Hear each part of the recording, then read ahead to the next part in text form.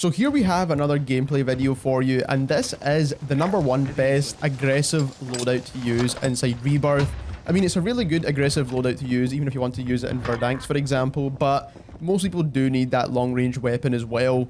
But when it comes to Rebirth, you don't really need a long-range weapon. Most of your gunfights are medium to close range. And that is something I found out from playing Rebirth quite a lot more recently, because there is a lot of cheaters still within Verdansk, so Rebirth is the way to go, especially if you have a squad. Rebirth is really fun sometimes. So, like I said, most of your gunfights are within that close to medium range, and both of these guns can handle both of those ranges extremely well. They also, neither of them need optics, which is something that I found that is extremely useful, because you don't want to be wasting attachment slots on optics. I know a lot of people like to use the Cold War AK-47 as a sniper support / SMG assault rifle, but that gun just has like some of the worst iron sights in the game, so it's not really practical to use that gun without an optic. And having said that, the aim assist on both of these guns just feels really weird. It feels really sticky with the XM4 as well as the BULLFROG. You're just always landing shots with both of these guns, so it doesn't feel like you're missing shots all that often, especially with both of these, which is really important, especially at close range, because you don't want to be missing shots.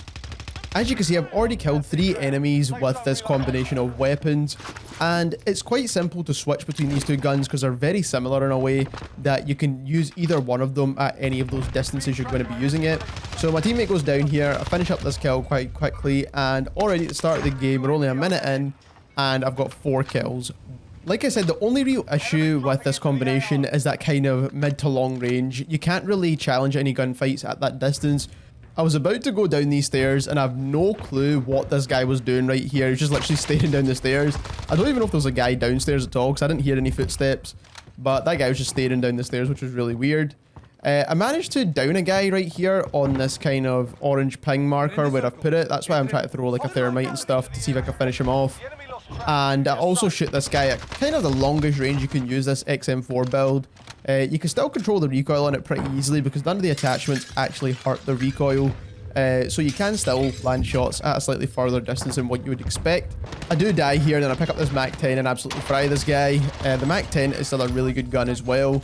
This is when the ground loot was actually better. They actually changed it since this gameplay that I made right here. And the ground loot right now is horrible in my opinion. I don't understand why they have only 20 bullet weapons as all of the ground loot guns.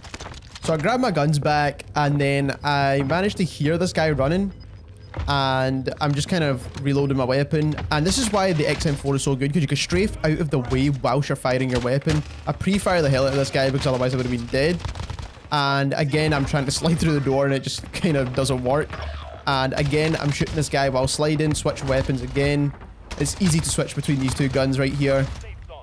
And then I realized I run out of ammo, and I also have 0 plates, so I don't want to challenge that guy back again because I've got nothing to challenge him with.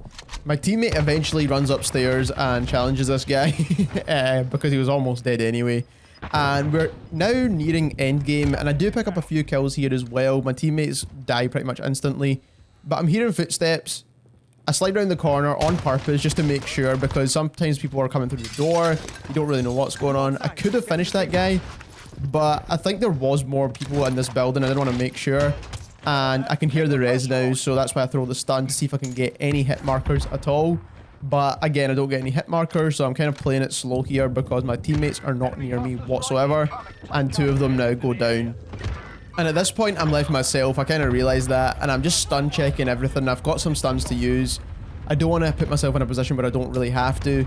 I pick up the Molotov off the ground just because it's going to be a more versatile throwable that I can use to either cut off paths, do some damage, or just make a distraction in general.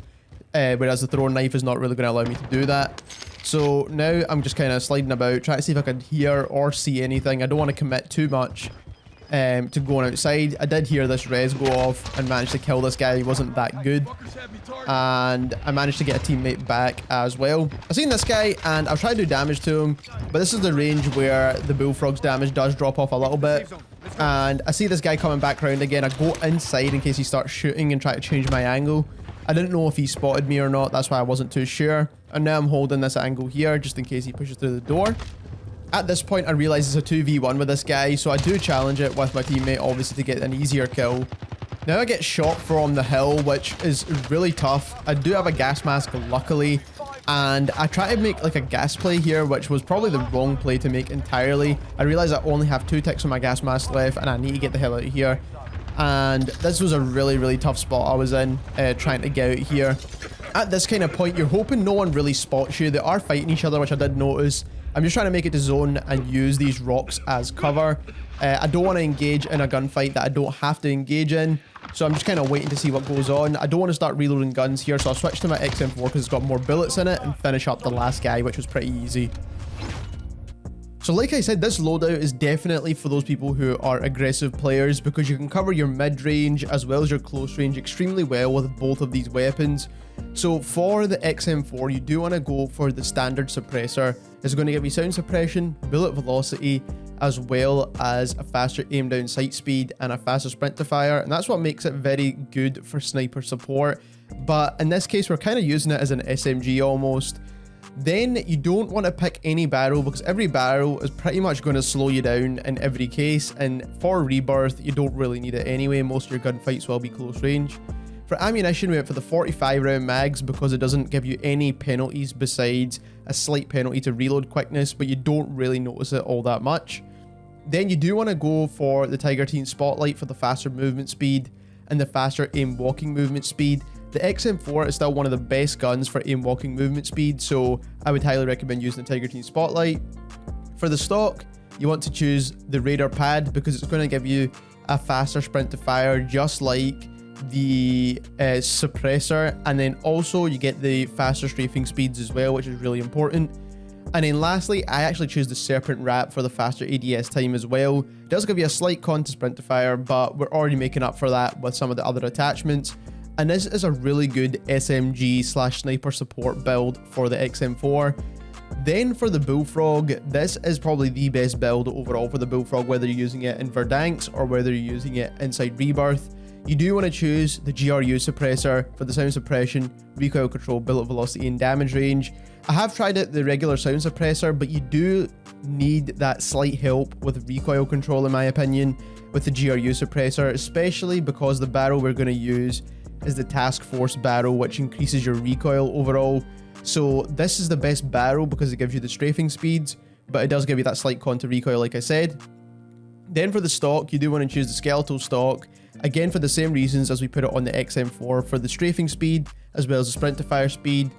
Then for the underbarrel, I did use the bruiser grip in this case, and that is because you do want the faster movement speed and you also take the hip fire accuracy as well. You could go for the Tiger Team Spotlight if you really wanted to. It's a very similar attachment, but personally I think the bruiser grip's a little bit better on the Bullfrog, and you already get pretty decent movement speeds because it is a Cold War SMG.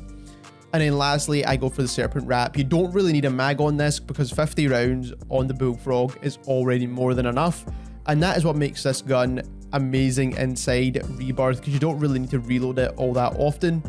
Then I use EOD, Overkill, and Amped, and because there is new perks in the game, you can choose slightly different perks, but I just like to be really aggressive, have the 2 best weapons I need to set myself up well for the rest of the game, and then Semtex and stun grenades.